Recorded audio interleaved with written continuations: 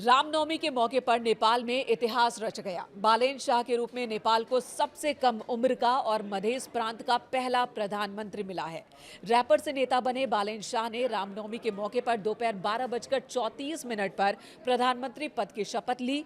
राष्ट्रपति रामचंद्र पौडेल ने उन्हें संविधान के तहत नियुक्त किया। ये समारोह राष्ट्रपति भवन शीतल निवास में हुआ है, जो लंबे वक्त से चर्चा में था। बहुत ही खास रहा, स्पेशल रहा ये दिन नेपाल के लिए। इसमें हिंदू और बौद्ध दोनों परंपराओं को मिलाया गया।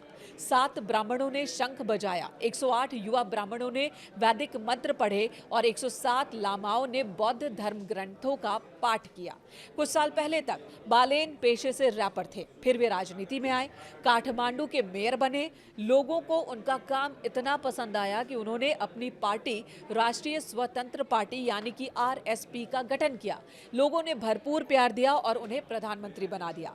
बालेन ने 4 बार के प्रधानमंत्री रह चुके KP शर्मा ओली को उनके ही गढ़ में बड़े अंतर से हराया। ये जीत इस बात का सबूत थी कि नेपाल की जनता पुराने नेताओं से ऊब चुकी है। नेपाल के युवाओं को बालेन से बड़ी उम्मीदें हैं, जिसकी झलक बालेन की कैबिनेट पर भी दिख रही है।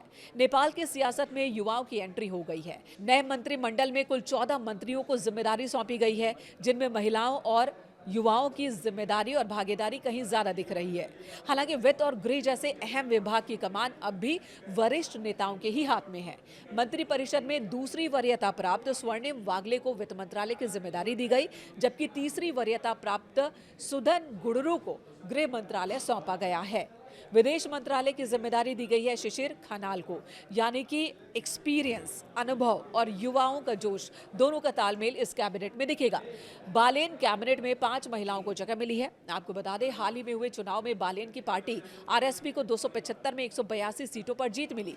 पूरे बहुमत के साथ वे सत्ता में आए हैं। नेपाल में करप्शन के खिलाफ बड़े जेन जी आंदोलन के बाद बालेन की सरकार बनी है और ऐसे में इस सरकार के सामने युवाओं की उम्मीदों को पूरा करने की एक बड़ी चुनौती होगी। करप्शन पर लगाम लगाना, वैश्विक चुनौतियों के बीच महंगाई को कंट्रोल करना, रोजगार के नए मौके बनाना, युवाओं के लिविंग स्टैंडर्ड में बदलाव लाना, ये बड़ी चुनौतियां हैं नई सरकार के सामने। भारत ने बालेन को इस बड़ी जिम्मेदारी के लिए बधाई दी है।